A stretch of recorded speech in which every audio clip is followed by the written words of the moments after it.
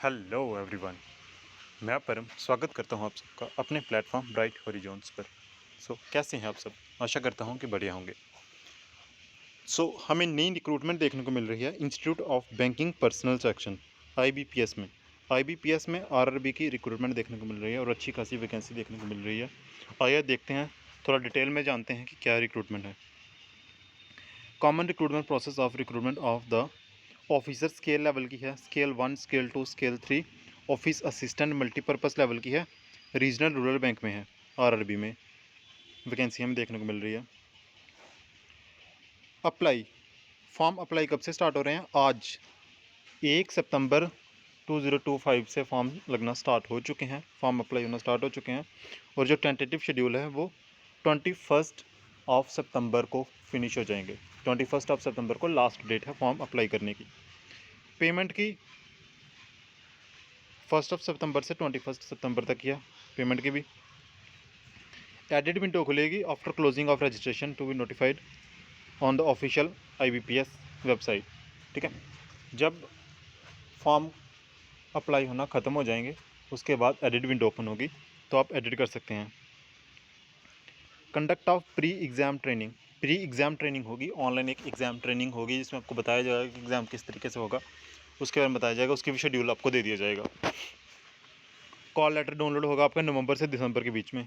ठीक है, और ऑनलाइन जो एग्जामिनेशन होगा, जो प्रिलिमिनर होगा, जो ऑफिसर लेवल का होगा, ठीक है, वो नवंबर से दिसंबर के बीच में होगा। टेंटेटिव शेड्यूल है। और जो रिज़ल्ट आएगा प्री का वो दिसंबर से जनवरी के बीच में आएगा।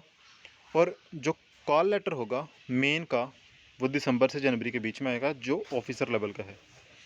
ठीक है, दो तरह की जॉब है, ऑफिसर लेवल स्केल 1, 2, 3 और मल्टीपर्पज़ लेवल। ठीक है, क्या था ये ऊपर ऑफिस असिस्टेंट किया। ठीक है, सो उसके बाद ऑफिसर लेवल का इंटरव्यू भी होगा।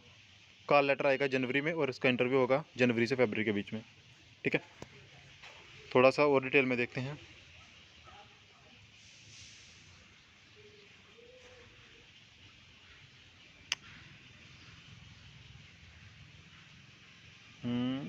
नहीं, इसमें कुछ काम का नहीं है, यहाँ से देखते हैं। ठीक है, इन्होंने क्या बताया हुआ है कि जो जो भी आप अप्लाई करोगे जिस स्टेट से, आपको वहाँ की लोकल लैंग्वेज आती होनी चाहिए। ठीक है, मतलब समथिंग कोई भी लोकल लैंग्वेज होनी चाहिए, मैंडेटरी नहीं है। जैसे मान लो, ठीक है, आप हरियाणा से हो, ठीक है, तो आप हरियाणा की स्टेट में बिलोंग कर रहे हो, फॉर्म अप्लाई कर रहे हो, तो आपको हिंदी आती होनी चाहिए। ठीक है, और अगर आप जम्मू से अप्लाई कर रहे हो तो भाई आपको डोगरी, कश्मीरी, पंजाबी, उर्दू, गोजरी, पहाड़ी, लद्दाखी, बाल्टी, इनमें से कोई एक आधी भी आती होगी तो चलेगी। एक दो आती होनी चाहिए। ठीक है, और जिसको जितनी ज़्यादा आती होगी उसको उतनी ज़्यादा प्रेफरेंस मिल जाएगी। ठीक है, ये नोटिफिकेशन का मैं आपको लिंक प्रोवाइड कर दूंगा डिस्क्रिप्शन में, आप वहाँ से डिटेल में देख लेना। ठीक है, और बात करते हैं एलिजिबिलिटी क्राइटेरिया की। ठीक है, कौन कौन एलिजिबल है? ठीक है, पहला वो तो नेशनल ऑफ सिटीजन होने चाहिए। ठीक है, इंडिया का सिटीजन होने चाहिए। ठीक है, और अगर नेपाल का और भूटान का है तो भी चलेगा। ठीक है, उसके बाद एज की अगर बात करें, अगर वो ग्रुप बी के लिए अप्लाई कर रहा है ऑफिस असिस्टेंट के लिए, ठीक है, 18 से 28 के बीच में उसकी एज होनी चाहिए।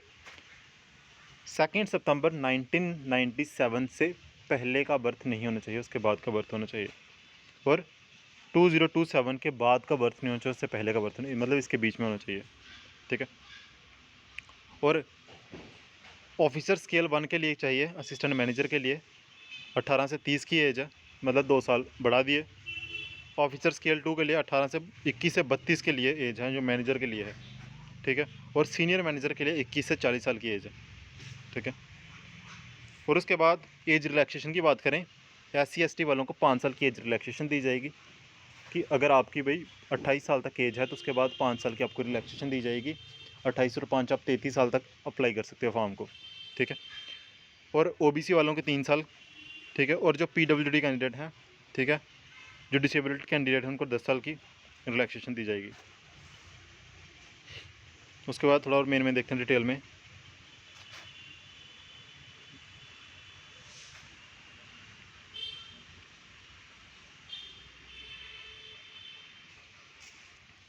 एजुकेशनल क्वालिफिकेशन की बात करते हैं, ठीक है।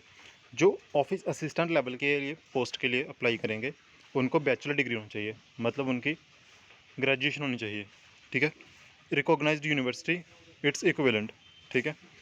लोकल लैंग्वेज की नॉलेज होनी चाहिए उनको, और डिज़ायरेबल वर्किंग नॉलेज होनी चाहिए कंप्यूटर की, कंप्यूटर उनको आता होना चाहिए, हल्का फुल्का नॉलेज होनी चाहिए, ठीक है। ये ज़रूरी नहीं है कि आपके पास वो है डिप्लोमा है कंप्यूटर का तो आप तभी अप्लाई कर सकते हो, अगर आपके पास नॉलेज है तो आप इजीली अप्लाई कर सकते हो, ठीक है। आफ्टर दैट जो ऑफिसर स्केल 1 के लिए अप्लाई करेंगे, असिस्टेंट मैनेजर की पोस्ट के लिए अप्लाई करेंगे, उनके पास भी बैचलर डिग्री होनी चाहिए, बट प्रेफरेंस दी जाएगी उन बंदों को जिनके पास agriculture, horticulture, forestry, animal husbandry, veterinary science, agriculture engineering, agriculture marketing, corporation, information technology, management, law, इन सब में अगर उन्होंने ग्रेजुएशन कर रखे हैं तो उनको प्रेफरेंस मिल जाएगी, ठीक है, असिस्टेंट मैनेजर की पोस्ट के लिए। स्केल 2 जनरल बैंकिंग मैनेजर के लिए पोस्ट के लिए बैचलर डिग्री होनी चाहिए उनके पास भी, ठीक है, और 50% मार्क्स होने चाहिए मिनिमम, ठीक है। और प्रेफरेंस दी जाएगी बैंकिंग, फाइनेंशियल हस्बेंड्री, इनमें अगर किसी की ग्रेजुएशन है तो, और 2 साल का उनको एक्सपीरियंस चाहिए भाई, ठीक है, फाइनेंशियल बैंकिंग सेक्टर में, ठीक है। और अगर स्पेशलिस्ट ऑफिसर मैनेजर की पोस्ट के लिए अप्लाई कर रहे हो तो डिज़ायरेबल सर्टिफिकेट होना चाहिए आपके पास, C++, जावा, बेबी, ठीक है, इनमें आप लोगों ने की होनी चाहिए, ठीक है। और देखते हैं एप्लीकेशन फ़ीस की अगर हम बात करें तो ऑफिसर स्केल 1, स्केल 2, स्केल 3, मतलब असिस्टेंट मैनेजर, सीनियर मैनेजर की पोस्ट के लिए SC ST कैंडिडेट और PWD कैंडिडेट हैं जो, उनकी फ़ीस रहेगी 175। उसके अलावा अदर कैंडिडेट्स OBC हो गया, ठीक है, या जनरल कैंडिडेट्स हो गया, ठीक है, इनकी फ़ीस रहेगी 850। ऑफिस असिस्टेंट की पोस्ट के लिए भी सेम SC ST PWD की 175, और अदर जितने भी कैंडिडेट्स बचे हैं उनकी 850 फ़ी रहेगी। उसके बाद ऑनलाइन एग्जामिनेशन का जो स्ट्रक्चर है वो कैसा होगा। ऑफिस असिस्टेंट की पोस्ट के लिए, ठीक है, रीजनिंग और न्यूमेरिकल एबिलिटी आएगा प्रीलिमिनरी में, मतलब पहले एग्जाम होगा जिसमें रीजनिंग और न्यूमेरिकल एबिलिटी आएगा, 40 क्वेश्चन होंगे और 40 मार्क्स के होंगे, ठीक है। रीजनिंग 25 मिनट की होगी, ठीक है, ड्यूरेशन, और न्यूमेरिकल एबिलिटी की 20 मिनट की ड्यूरेशन होगी। उसके बाद ऑफिसर स्केल 1 की पोस्ट के लिए जो प्रीलिमिनरी एग्ज़ाम होगा, प्रीलिम होगा, उसमें रीजनिंग और क्वांटिटेटिव एम्पलीट्यूड आएगा। देखो न्यूमेरिकल एम्पलीट्यूड और क्वांटिटेटिव एम्पलीट्यूड में फ़र्क है, थोड़ा सा हल्का सा फ़र्क है। इनका सिलेबस देख लेना, मैं सिलेबस बता दूंगा, प्रोवाइड कर दूंगा डिस्क्रिप्शन में लिंक, ठीक है। 40 क्वेश्चन आएंगे दोनों में, और 40 मार्क्स के होंगे। उसके बाद ऑफिस असिस्टेंट का मेंस एग्ज़ाम होगा, 2 एग्ज़ाम होंगे ऑफिस असिस्टेंट के, ठीक है। मेंस एग्ज़ाम में क्या आएगा, रीजनिंग आएगी, ठीक है, 40 क्वेश्चंस, कंप्यूटर के 40 क्वेश्चंस आएंगे, जनरल अवेयरनेस के 40 क्वेश्चंस आएंगे, इंग्लिश और हिंदी दोनों में से एक चूज़ करोगे आप, ठीक है, इंग्लिश और हिंदी, और न्यूमेरिकल एबिलिटी के 40 क्वेश्चन आएंगे, टोटल 200 क्वेश्चंस होंगे, ठीक है, और 120 मार्क्स का एग्ज़ाम होगा, 120 मिनट का, सॉरी, 200 क्वेश्चन, 200 मार्क्स और 120 मिनट। उसके बाद ऑफिसर स्केल 1 के लिए भी सेम सिलेबस रहेगा, सेम टाइमिंग और सेम, और कैंडिडेट के पास ऑप्शन होगा 4A 4B दोनों में से किसी एक को चूज़ करने के लिए, मतलब या तो इंग्लिश में एग्ज़ाम करे वो या हिंदी में अटैम्प्ट करे, जो इंग्लिश लैंग्वेज है, ठीक है। अगर आप इंग्लिश में अटैम्प्ट करते हो तो आपको मतलब वर्ब, नोन्स ये आएंगे, और अगर आप हिंदी में अटैम्प्ट करते हो तो क्रिया, लिंग बदलो, वचन बदलो, इस तरह के आएंगे, ठीक है। और ये है ऑफिसर स्केल 2 के लिए, ठीक है। ऑफिसर स्केल 2 जो मैनेजर लेवल के लिए, उनका सिंगल एग्ज़ाम होगा, reasoning, computer knowledge, financial knowledge पूछी जाएगी उनसे, और इंग्लिश और हिंदी लैंग्वेज, और उसके बाद क्वांटिटेटिव एम्पलीट्यूड पूछा जाएगा, 200 मार्क्स का, 200 क्वेश्चंस होंगे और 120 मार्क्स का टेस्ट होगा।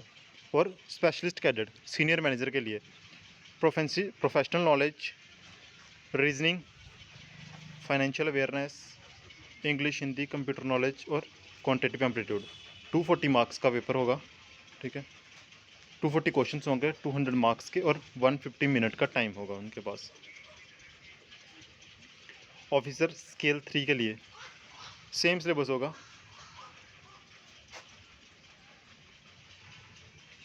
डॉक्यूमेंट्स की अगर हम बात करें कि डॉक्यूमेंट्स क्या क्या लगेंगे, ID card, PAN card, passport, driving licence, voter card, photograph, ठीक है, bank passbook with photograph, photo identity, ठीक है, ये सारे ई आधार, इनमें से कुछ भी आप अप्लाई कर सकते हो as a purpose of ID card, as a purpose of identity. Then उसके बाद जो सिग्नेचर होंगे वो कैपिटल लेटर में नहीं होने चाहिए, ठीक है। Biometric battery, photograph and biometric data, thumb impression होगा, लगेगा आपका। उसके बाद exam will not be collected at the examination venue, however it will be duly. Apply कैसे करना है, ठीक है, तो देखते हैं।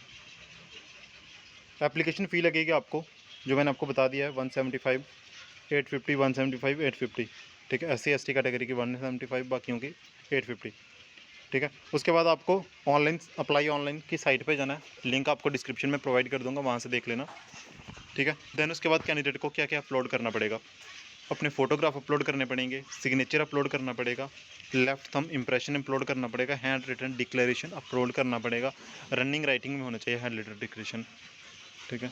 10th का सर्टिफिकेट डाउनलोड करना पड़ेगा, और ये जो सारे डॉक्यूमेंट्स हैं ये सारे अपलोड करने पड़ेंगे जो बताए हुए हैं। मोड ऑफ़ पेमेंट, ठीक है, पेमेंट आपको ऑनलाइन सबमिट करनी पड़ेगी।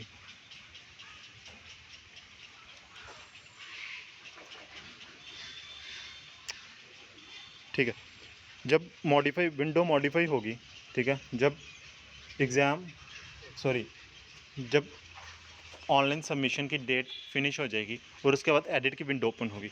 एडिट की विंडो ओपन होने में क्या क्या चेंजेस कर सकते हो आप, SC ST PWD का बंदा SC ST PWD में ही चेंज कर सकता है। ऐसा नहीं है कि आपने पहले फॉर्म अप्लाई किया तो आपने वहाँ पे अपनी कैटेगरी को SC भर दिया, ठीक है, और फ़ी बचाने के चक्कर में आपने 175 पे किए, बाद में आप बोलो कि मैं अब जनरल कैटेगरी में वो फॉल कर लूँगा। ऐसा कुछ नहीं होगा, ये आप चेंजेस नहीं कर पाओगे, ठीक है।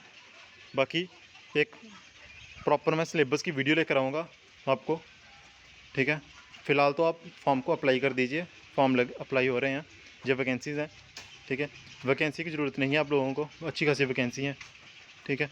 और वैकेंसी की क्या ज़रूरत है आप लोगों को, आपको तो एक सीट चाहिए ना, ठीक है। आप एक सीट के लिए तैयारी करो तो बेटर है आप लोगों के लिए। अच्छे से पढ़ो, ठीक है, keep it up, best of luck.